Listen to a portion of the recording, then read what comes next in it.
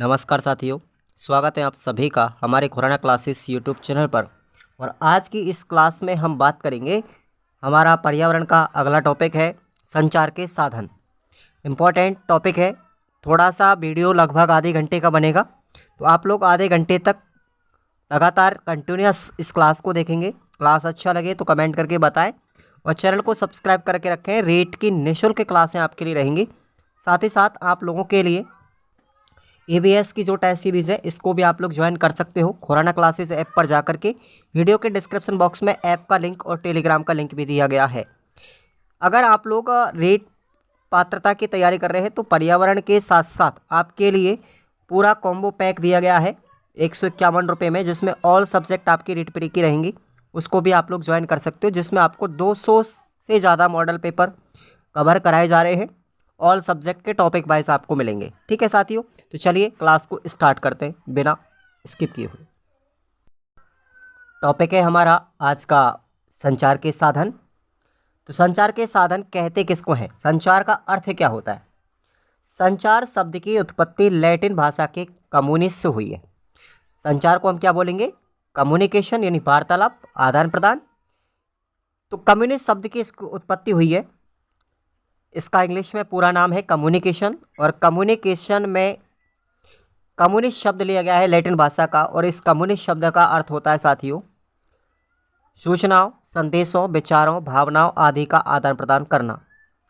संचार कहते किसको हैं? अब आपको याद रखना है, जिसे संप्रेषण संदेश वाहन भी कहते हैं। आशय है कि जब दो या दो से अधिक व्यक्तियों के मध्य सूचनाओं, विचारों अथवा भावनाओं का आदान प्रदान होता है, इसे हम क्या कहेंगे? संचार कहेंगे, कम्युनिकेशन कहेंगे। ये आपको याद रखनी है। अब अलग अलग वैज्ञानिकों के अनुसार या शोधकर्ताओं के अनुसार अलग अलग परिभाषाएं दी गई हैं। सबसे पहले हम बात करेंगे कीथ डेविस के अनुसार। ठीक है, तो कीथ डेविस की परिभाषा आपको याद रखनी है। संचार एक ऐसी प्रक्रिया है जिसके अंतर्गत किसी एक व्यक्ति के द्वारा सूचनाओं, संदेशों एवं विचारों का आदान प्रदान रस आधार पर किया जाता है कि सूचना प्राप्त करने वाला व्यक्ति उसका फीडबैक उसी अर्थ में एवं भावनाओं के साथ देगा जिस अर्थ के साथ उस सूचना को प्राप्त करता है। कहने का मतलब है कि आप लोग जिस तरीके से सामने वाले से बात करेंगे वो भी उसी भाषा में आपको रिप्लाई देगा। यही क्या कहलाता है? संचार कहलाता है। संचार की विशेषताएं की बात करें हम, सबसे पहले विशेषताएं हैं, संचार में कम से कम दो व्यक्तियों का होना अनिवार्य है। भाई आप लोग अकेले तो संप्रेषण कर नहीं सकते, तो उसके लिए आपको एक दूसरे व्यक्ति की आवश्यकता होती है। आप किसी को टेलीफोन करते हो तो आप लोग खुद ही अकेले थोड़ी करते हो, किसी सामने वाला व्यक्ति का होना इंपॉर्टेंट है। संचार निरंतर रूप से चलने वाली प्रक्रिया है। कैसी है? निरंतर रूप से, कंटिन्यूअस प्रोसेस है। संचार एक चक्रीय प्रक्रिया है। कैसी है? चक्रीय प्रक्रिया। संचार में विषय वस्तु का होना, यानी संचार में किसी भी पॉइंट का होना या विषय वस्तु का होना बहुत अनिवार्य है। अब विषय वस्तु का मतलब किसी भी चीज़ के ऊपर आप लोग वार्तालाप तो कर रहे होंगे ना, तो वही है, कोई टॉपिक होना चाहिए, माध्यम होना चाहिए। संचार में क्या होना चाहिए? माध्यम होना चाहिए। संचार में फीडबैक होनी चाहिए। आप लोग खुद ही बोले जा रहे हो, सामने वाला रिप्लाई नहीं दे रहा, तो वो संचार नहीं है। आप लोग किसी बात को पूछते हो तो उसका जवाब आना चाहिए, आपके पास फीडबैक आना चाहिए। यही क्या है? संचार है। संचार में कोई बाधा नहीं होनी चाहिए, और संचार मानवीय एवं अमानवीय दोनों प्रकार की हो सकती है।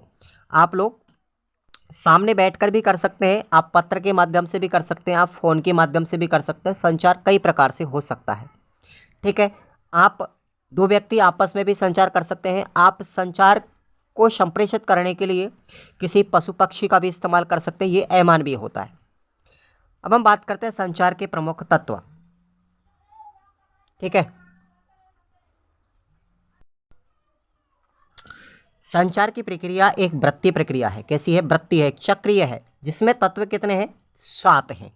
अब ये 7 तत्व आपको याद रखने हैं। ऑप्शन में आपको ऐसा कोई अलग डिफरेंट तत्व दिया जाएगा और पूछा जाएगा कि संचार की प्रक्रिया में से निम्न तत्व नहीं है, तो आपको अगर इन तत्वों के अलावा कोई और भी फैक्ट दे रखा है तो वो उसमें शामिल नहीं होगा।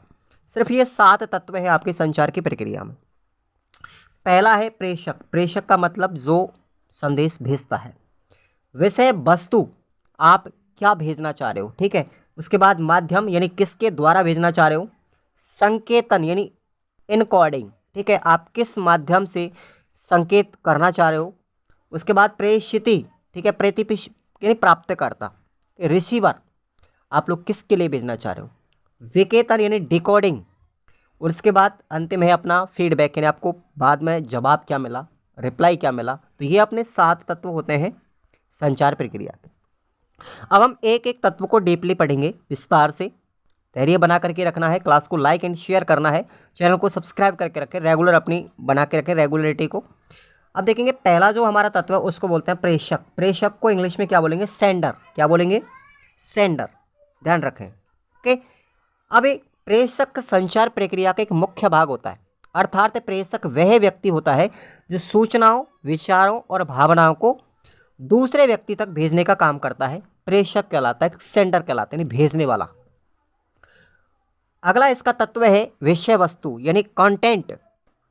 संचार की प्रक्रिया में विषय वस्तु में सूचनाओं, विचारों और भावना आदि को सम्मिलित किया गया। आप क्या भेजना चाह रहे हो सामने वाले व्यक्ति के लिए, क्या सूचना दे रहे हो, क्या विचार पहुंचा रहे हो, क्या भावनाएं हो रही आपकी, तो वो सब क्या है, विषय वस्तु है। माध्यम क्या है, माध्यम मतलब संचार या संप्रेषण की प्रक्रिया में माध्यम से आशय है कि एक व्यक्ति के द्वारा संचार की विषय वस्तु को किसी अन्य व्यक्ति तक आप किस तरीके से पहुंचा रहे हो। क्या मोबाइल के द्वारा पहुंचा रहे हो, या किसी पशु पक्षी के माध्यम से पहुंचा रहे हो, या किसी ईमेल के माध्यम से पहुंचा रहे हो, तो ये कहलाता है अपना माध्यम। आप संचार के माध्यमों में 3 भागों में बांटा गया है। आप संचार को 3 तरीके से भेज सकते हो। या तो आप लिखित रूप में कोई चिट्ठी भेज सकते हो, कोई पत्र लिख सकते हो, लिखित रूप में संचार करोगे। मौखिक रूप से यानी आप फ़ोन पे बात कर रहे हो तो आप लोग मौखिक संचार करोगे। सांकेतिक संचार, आप अपने हाव भावों के माध्यम से भी प्रेषित कर सकते हो। जैसे कोई काला व्यक्ति है, ठीक है, यानी कि बोलने में तुतलाता है, तो वो संकेतों के माध्यम से अपने विचार प्रस्तुत करेगा, तो ये भी एक संप्रेषण का माध्यम है। बात करते हैं, अगला पॉइंट है अपना संकेतन। इनकोडिंग क्या होता है, विशेष रूप से ध्यान रखें। संचार की प्रक्रिया में प्रेषक के द्वारा जिस अर्थ या भाव के साथ सूचनाओं को अन्य व्यक्ति के पास पहुंचाया जाता है, और उस अर्थ एवं भाव को हम क्या कहेंगे, संकेतन कहेंगे। आपकी भावनाएं क्या हैं, आपके विचार क्या हैं, उन विचारों को आप दूसरे व्यक्ति तक अगर पहुंचा रहे हो तो वो भावनाएं और वो अर्थ किस उद्देश्य के लिए आप कह रहे हो, वही क्या कहलाएगा, संकेतन कहलाएगा। यानी कि आप सामने वाले व्यक्ति को क्या समझाना चाह रहे हो, वही क्या है, संकेतन है।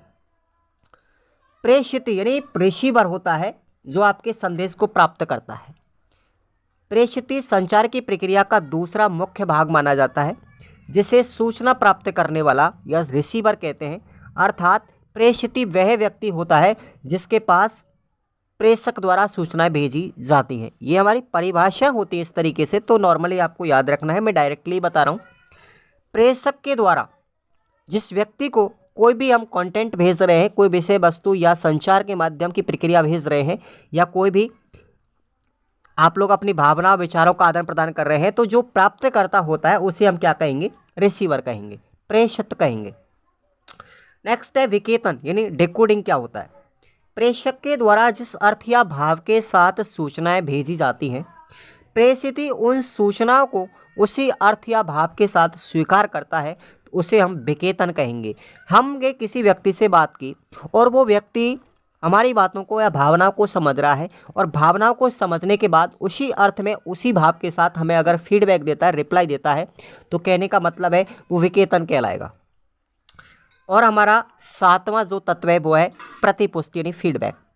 प्रतिपुष्टि संचार की प्रक्रिया का अंतिम भाग है। कई बार पूछा गया है संचार की प्रक्रिया का अंतिम भाग क्या है, तो प्रतिपुष्टि है, फीडबैक है, जिसका आशय है कि जिस अर्थ या भाव के साथ कोई भी प्रेषक प्रेषित को सूचनाएं प्राप्त होती हैं, उसी अर्थ या भाव के साथ प्रेषित उसकी प्रतिपुष्टि देता है, क्या कहलाएगा, फीडबैक। हम बात करें संचार के प्रकार, तो संचार के प्रकार कितने हैं, आप लोग अब इनको बारीकी से डीपली के साथ पढ़ेंगे। और पहला माध्यम है कि माध्यम के आधार पर संचार कितने प्रकार का है, एक हम ये पढ़ेंगे। दूसरा है प्रवाह के आधार पर संचार कितने प्रकार का है, ये भी पढ़ेंगे। और उद्देश्यों के आधार पर संचार कितने प्रकार का है, हम ये भी पढ़ेंगे। तो चलिए हम सबसे पहले बात करते हैं प्रवाह के आधार पर, ठीक है भाई। ये अपने 3 भागों में बांटा गया है। सामान्य रूप से 3 भागों में बांटा गया है, माध्यम के आधार पर, प्रवाह के आधार पर और उद्देश्य के आधार पर। अब हम बात करते हैं प्रवाह के आधार पर संचार कितने प्रकार का है। ठीक है भाई, तो 4 प्रकार का है। प्रवाह के आधार पर 4 प्रकार का है। नंबर 1 है हमारा अधोगामी संचार। ये अधोगामी संचार क्या है? अधोगामी संचार वह संचार होता है जिसके अंतर्गत सूचनाओं, विचारों तथा भावनाओं आदि का आदान प्रदान ऊपर से नीचे की ओर होता है। अर्थात अधोगामी संचार में आदेश, निर्देश और योजनाओं को सम्मिलित किया जाता है। यानी ऊपर से नीचे की ओर हम क्या कर रहे हैं? अधोगामी संचार कहलाएगा। ऊपर से नीचे की ओर हम सूचनाओं को पहुंचा रहे हैं। जैसे मैं एक एग्जांपल देता हूं, एक आईएएस अधिकारी कॉल किसको करेगा? एक मान के चलते हो उससे नीचे के स्तर पर कोई भी अधिकारी बैठेगा ना, जैसे एक आईएएस अधिकारी बीओ को फ़ोन करेगा या प्रिंसिपल को फ़ोन करेगा, तो देखो आईएएस अधिकारी उच्च पद पे है और ये बीओ, डीओ वगैरह, प्रिंसिपल, ये सब क्या है? निम्न पद पे हैं। तो ऊपर से आदेश ही तो आएगा नीचे वाले कर्मचारी के लिए। ठीक है, तो ऊपर से और नीचे की ओर जो आदेश दिए जाते हैं ये कहलाएगी हमारी अधोगामी संचार। ऊर्ध्वगामी संचार में क्या होता है? देखिए, ऊर्ध्वगामी संचार वह संचार होता है जिसमें सूचना, विचारों और भावनाओं को या आदि का आदान प्रदान नीचे से ऊपर की ओर किया जाता है। अर्थात इसमें माध्यम जो होता है वो निम्न स्तर की समस्याओं को उच्च स्तर पर पहुंचाया जाता है। जैसे मेरे गांव के अंतर्गत सरपंच साहब, ठीक है, कोई भी समस्या है तो सरपंच साहब अपनी समस्या को किसको बताएंगे? बताइए, ग्राम विकास अधिकारी को बताएंगे। ठीक है, तो हम उससे रिक्वेस्ट करेंगे कि साहब हमारे गांव में सड़क की समस्या है, ये वाली समस्या है। तो इस तरीके से हम अपनी समस्याओं को बताते हैं किसी उच्च अधिकारी के लिए। तो ये वाला जो संप्रेषण है वो कहलाएगा अपना ऊर्ध्वगामी संचार। ऊर्ध्वगामी संचार में जो होता है साथियों, आरोही क्रम में होता है। ठीक है, आरोही क्रम में होता है ये। नेक्स्ट है समतलीय संचार। समतलीय संचार वह होता है जिसके अंतर्गत सूचना, विचारों या भावनाओं आदि का आदान प्रदान समान स्तर के व्यक्तियों के साथ किया जाता है। ठीक है, इसमें व्यक्तिगत समस्याएं होती हैं जिनका समाधान होता है। जैसे मैंने अपने घर में अपनी समस्याओं को किसी दोस्त को बताया, है ना, मैंने अपने भाई को बताया, अपनी बहन को बताया, तो ये क्या है? समतलीय, अपने ही लेवल के व्यक्तियों में समस्याओं का समाधान होना। उसके बाद है विकरणीय संचार। ये क्या होता है? विकरणीय संचार वह होता है जो एक स्तर के कर्मचारियों द्वारा दूसरे कर्मचारियों के मध्य में किया जाता है। एक अनौपचारिक संचार है ये। तो मैं किसी अलग डिपार्टमेंट में हूँ, कोई दूसरा कर्मचारी अलग डिपार्टमेंट में है और हम अपनी बात को किसी अदर डिपार्टमेंट के कर्मचारी के लिए बता रहे हैं, तो इसका कोई तालमेल नहीं है। ठीक है, तो जो बिना तालमेल के होता है, एक विभाग से दूसरे विभाग की ओर सूचना आदान प्रदान करना, विकरणीय संचार कहलाएगा। समझ में आ रहा होगा। अब बात करते हैं माध्यम के आधार पर 3 प्रकार का होता है संचार, लिखित, मौखिक और सांकेतिक। लिखित संचार क्या होता है? लिखित संचार वह संचार होता है जिसमें सूचनाओं, संदेशों एवं भावनाओं का आदान प्रदान बोलकर नहीं किया जाता बल्कि लिखित रूप में किया जाता है। जैसे हमारे पास समाचार पत्र आते हैं ना, तो ये भी एक संचार का माध्यम है। टेलीग्राम के माध्यम से, ठीक है, या ईमेल के माध्यम से या व्हाट्सएप के माध्यम से हम कर रहे हैं ना संचार, ये सब क्या है? लिखित है, टाइपिंग करके। उसके बाद मौखिक संचार में देखेंगे, हम बोल करके जो संचार करते हैं, ठीक है, जिसके अंदर हम सूचनाओं को, संदेशों को या भावनाओं को बोल करके प्रेषित करते हैं ना, वह मौखिक संचार। जैसे टेलीविज़न के माध्यम से हम बोल कर करते हैं ना, टेलीविज़न पे समाचार सुनते हैं, तो श्रवण कौशल का इसमें उपयोग होता है, तो ये माध्यम टेलीविज़न का हो गया। मोबाइल के माध्यम से हम बोलकर बातें करेंगे, वीडियो कॉन्फ्रेंस हम लोगों के लिए करते हैं, तो वो सब क्या है? मौखिक संचार है। सांकेतिक संचार की बात करते हैं तो देखिए, सांकेतिक संचार वह होता है जिसके अंतर्गत सूचनाओं, संदेशों या भावनाओं का आदान प्रदान संकेतों के माध्यम से किया जाता है। जैसे यातायात के माध्यम से संचार, आपको कोई बोर्ड लिख रहा है आगे चल के सकरी पुलिया है, तो ये आपको संकेत ही तो दे रहा है कि आगे सकरी पुलिया है।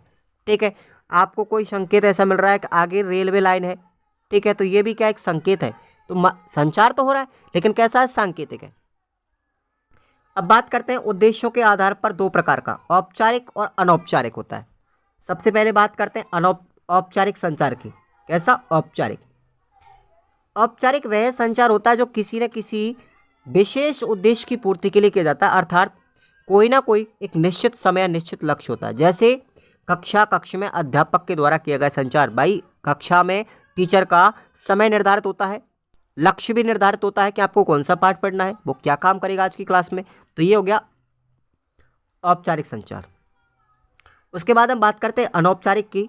तो अनौपचारिक में बिना किसी उद्देश्य की प्राप्ति किए हेतु, ठीक है, कोई भी समय सीमा या कोई लक्ष्य निश्चित नहीं होता, तो हम लगातार करते रहते हैं, उसको बोलेंगे अनौपचारिक।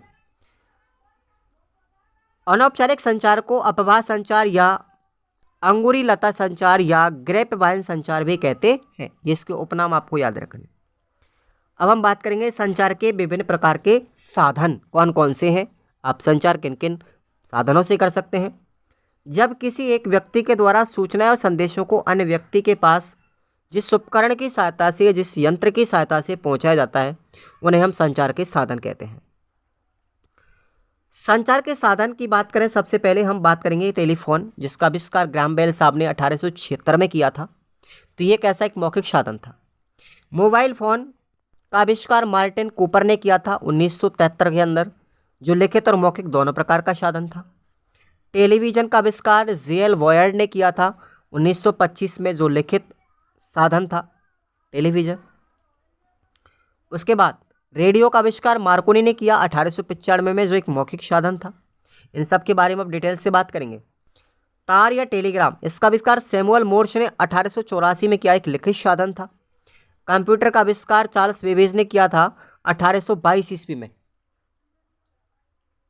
ठीक है भाई, तो ये एक लिखित या मौखिक साधन था। ये 1822 है या 32 है, कन्फर्म नहीं है मुझे, ये आप लोग देख लेना। उसके बाद फैक्स का आविष्कार किसने किया था? वार्नर एंड स्मिथ ने 1865 में। ये भी एक लिखित साधन था। अब हम बारीकी से विस्तार से पूरा पढ़ेंगे टेलीफोन के बारे में या सब के बारे में। देखिए, क्लास को लाइक कर दें एक बार सभी, आपके कोई पैसा थोड़ी लग रहा है क्लास लाइक करने में। चलिए, यह संचार का एक मौखिक साधन है, इसे दूरभाष भी कहते हैं। टेलीफोन को क्या कहेंगे? दूरभाष यंत्र भी कहते हैं। टेलीफोन के माध्यम से कहीं भी दूर बैठे व्यक्ति से हम बातचीत कर सकते हैं, किंतु टेलीफोन के माध्यम से हम लिखित सामग्री प्रेषित नहीं कर सकते, केवल बात कर सकते हैं। ठीक है, आप लोगों ने तो नहीं देखा होगा, अगर आपकी उम्र हो इतनी तो कई लोगों ने देखे है कि टेलीफोन कैसे होता था पहले। एसटीडी जिसको हम बोलते थे, आज भी एसटीडी लगी हुई है। ठीक है, उनमें लिखित संप्रेषण नहीं होता, केवल हम बोल करके फ़ोन करके बात करते हैं। टेलीफोन पुराने ज़माने का आविष्कार है ये। यानी आज से 15 साल पहले जब मोबाइल नहीं आया था, ये माइक्रो कंप्यूटर नहीं आया था मोबाइल, उससे पहले हम टेलीफोन ही किया करते थे। इस टेलीफोन का आविष्कार 10 मार्च 1876 को ग्राहम बेल के द्वारा किया गया, जिसमें थॉमस वाटसन के द्वारा उसका सहयोग किया गया। सहयोग किसने किया था इसमें? थॉमस वाटसन ने किया था ग्राहम बेल का। अब इसमें बात करें हम, एसटीडी क्या होती है, आईएसडी क्या होती है, पीसीयू क्या होती है, ये सब आप लोगों ने नाम सुने होंगे। एसटीडी का मतलब होता है सब्सक्राइबर ट्रैंक डायलिंग। ठीक है, इसका पूरा नाम पूछ सकता है। आईएसडी को क्या बोलेंगे? International subscriber dialling. और पब्लिक का मतलब होता है पब्लिक कॉल ऑफिस। ठीक है, तो ये तीनों की आपको फुल फॉर्म याद रखनी है। बात करते हैं मोबाइल फ़ोन, जो आप लोग चला रहे हो ना अभी, उसको। इसके माध्यम से हम सूचनाओं या संदेशों का आदान प्रदान मौखिक अथवा लिखित दोनों तरीके से कर सकते हैं। मोबाइल फ़ोन को एक स्थान से दूसरे स्थान पर लाने ले जाने में भी आसानी होती है। मोबाइल फ़ोन का आविष्कार 1973 में मार्टिन कूपर के द्वारा किया गया तथा इनका साथ किसने दिया था? जॉन एफ मिचेल ने दिया था। ठीक है, आविष्कारक कौन है? Martin Luther. और इनका सहयोगी कौन थे? John F Mitchell. देश का पहला मोबाइल फ़ोन कौन सा था? मोटोरोला कंपनी का। कौन सा था? मोटोरोला कंपनी का था, ये आपको ध्यान रखना है। इसमें सिम लगती है, इससे हम एसएमएस भेज सकते हैं। ठीक है, तो सिम का पूरा नाम क्या होता है? देखिए, सिम को हम क्या बोलते हैं? Subscriber identification module. और एसएमएस को बोलते हैं शॉर्ट मैसेजिंग सर्विस। ठीक है, बात करते हैं टेलीविज़न की। तो टेलीविज़न संचार का श्रव्य और दृश्य साधन है। आप लोगों के लिए जब मैं सहायक सामग्री हम पढ़ाएंगे शिक्षण विधियों में, तो टेलीविज़न कैसा साधन है साथियों? श्रव्य और दृश्य। इसमें हम सुन भी सकते हैं और देख भी सकते हैं। लेकिन रेडियो तो कैसा केवल श्रव्य साधन है ना, ध्यान रखना। रेडियो हम केवल सुन सकते, देख नहीं सकते। लेकिन टीवी जो होती है टेलीविज़न, इसमें हम सुन भी सकते हैं और देख भी सकते हैं। टेलीविज़न का आविष्कार 1925 में जे.एल. वॉयर्ड के द्वारा किया गया था। 1925 में जे.एल. वॉयर्ड ने किया। अगला है रेडियो। रेडियो को हम संचार का श्रव्य साधन कहेंगे, और रेडियो जिसे हम बेतार का तार भी कहेंगे, इसमें कोई तार थोड़ी होते हैं, नहीं होते ना, ध्यान रखें। रेडियो का आविष्कार 1895 ईस्वी में मार्कोनी के द्वारा किया गया। नेक्स्ट है तार या टेलीग्राम, तार या टेलीग्राम बोलते हैं, ठीक है। आज जो आप टेलीग्राम यूज कर रहे हो ना, ये वाला आप टेलीग्राम यूज करते हो वही है ये, पहले इसको तार भी कहते थे। तार या टेलीग्राम के माध्यम से सूचना एवं संदेशों का आदान प्रदान केवल लिखित रूप में होता है। इस तार या टेलीग्राम का आविष्कार 1884 ईस्वी में सैमुअल मोर्स के द्वारा किया गया, ठीक।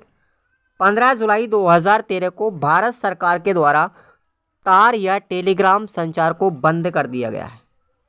लेकिन ये जो अब चल रहा है ना अपना टेलीग्राम, ये एक एंड्रॉयड वर्जन है, ठीक है। पहले तार या टेलीग्राम पहले चलता था, वो अलग था, उसको बंद कर दिया गया। पोस्ट ऑफिस में एक पिन कोड सेवा का आरंभ किया गया था, आप लोग जानते हो, जैसे मेरा पिन कोड है 321611, 6 अंकों का डिजिट होता है ना, तो इस तरीके से इस पिन कोड सेवा का शुभारंभ किया गया था 15 अगस्त 1972 को। पिन कोड 6 अंकों का होता है, 6 नंबर का, जिसमें पहला अंक जो होता है वो जोन को प्रदर्शित करता है। आप लोग 6 अंकों के पूरे बारे में ध्यान रखना।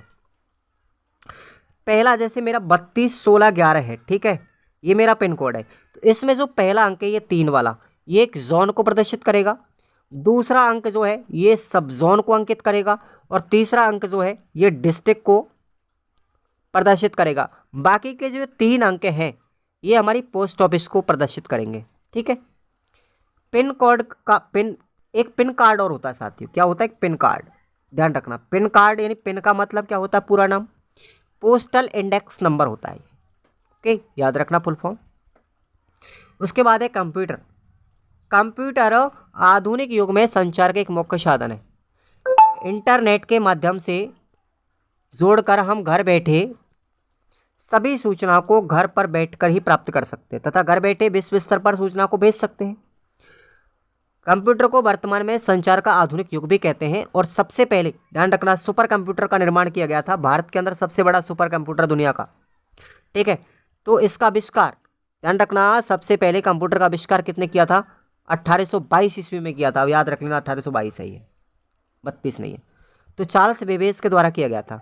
आज जो हम कंप्यूटर या मोबाइल यूज़ करते हैं एंड्रॉयड 5G वाला, ठीक है, ये कौन सी पीढ़ी है, ध्यान रखना, ये 6वीं पीढ़ी का कंप्यूटर आ चुका है। ये 5G जो चल रहा है ना, ये 6वीं पीढ़ी का कंप्यूटर है, ओके। उसके बाद है फैक्स। फैक्स क्या होता है, फैक्स का पूरा नाम है फॉर अबेयर जीरोक्स, क्या बोलेंगे इसको, फॉर अबेयर जीरोक्स। इसका आविष्कार 1865 में बार्नर एवं स्मिथ के द्वारा किया गया। फैक्स मशीन के माध्यम से सूचना या संदेशों को एक स्थान से दूसरे स्थान पर सेम टू सेम भेजा जा सकता है, ठीक है। जैसे आप लोगों ने कोई मार्कशीट भेजनी है भाई, ठीक है ना, तो मार्कशीट आपकी यहाँ पर जो ओरिजिनल है ना, वही ओरिजिनल आपको फैक्स से वहाँ ओरिजिनल मिल जाएगी। तो मतलब जैसी चीज़ है वैसे भेज सकते हैं हम इसको, फैक्स का ये काम होता है, ठीक है। अब देखेंगे आगे संचार के साधनों का मानव जीवन पर क्या प्रभाव पड़ा है। तो 2 प्रकार से प्रभाव पड़ा है, एक तो सकारात्मक है, एक नकारात्मक है। सकारात्मक पक्ष क्या है, देखिए, हमारे जीवन में जो संचार के साधन है ना साथियों, इसका हम यूज भी कर सकते हैं और जीवन में मिस यूज भी कर सकते हैं। तो क्यों ना आप सभी इसका यूज ही करें, मिस यूज ना करें। तो इसके सकारात्मक पहलू क्या हैं, हम घर बैठे आसानी से सूचनाओं का आदान प्रदान कर सकते हैं, समय की बचत कर सकते हैं, कम से कम लागतों पर आसानी से सूचनाओं को आदान प्रदान किया जा सकता है, और मनुष्य के जीवन स्तर में भी इससे सुधार आया है। तो ये इसके सकारात्मक पहलू है। अगर इसके नकारात्मक पहलुओं की बात करता हूँ तो देखिए, आपराधिक गतिविधियां बहुत बढ़ने लगी आजकल, किससे, संचार के साधनों से। मनुष्य के सामाजिक जीवन पर विपरीत प्रभाव पड़ा है, कितने लोग आलसी हो चुके हैं आजकल, बहुत। समय की बर्बादी होती है, एक बार आप लोगों ने अगर इंस्टाग्राम चालू कर दिया ना देखना, तो 1 घंटे तक आप लोग उसमें चिपके रहोगे, तो इस समय की बर्बादी है। बच्चों के शारीरिक और मानसिक स्वास्थ्य पर भी विपरीत प्रभाव पड़ा है, और बच्चों की शिक्षा पर भी विपरीत प्रभाव पड़ा है, क्योंकि आप लोग मिसयूज कर रहे हो ना, इसलिए ये नेगेटिव है इसके। तो आप सभी को आज का ये जो चैप्टर है कंप्लीट होता है संचार के साधनों को, एक बार कमेंट करके बताएंगे कैसा लगा। तो साथियों जो टेस्ट सीरीज़ है ना, इसको आप लोग ज्वाइन तो करो एक बार। टेस्ट सीरीज़ जिन जिन लोगों ने ज्वाइन कर रखी है ना, उसको पता है कि कितने शानदार टेस्ट सीरीज़ है। जिसने ज्वाइन नहीं किया ना, वो एक बार ज़रूर करें, मौका लें, इसका बेनिफिट लें, बहुत सस्ती भी है और अच्छी भी है, टॉपिक वाइज है पूरी रीट प्री के लिए। और अभी आपको रीट मेंस के लिए भी टॉपिक वाइज लॉन्च होगी सब्जेक्ट, हर सब्जेक्ट की, तो आप सभी तैयार रहेंगे। Thank you so much.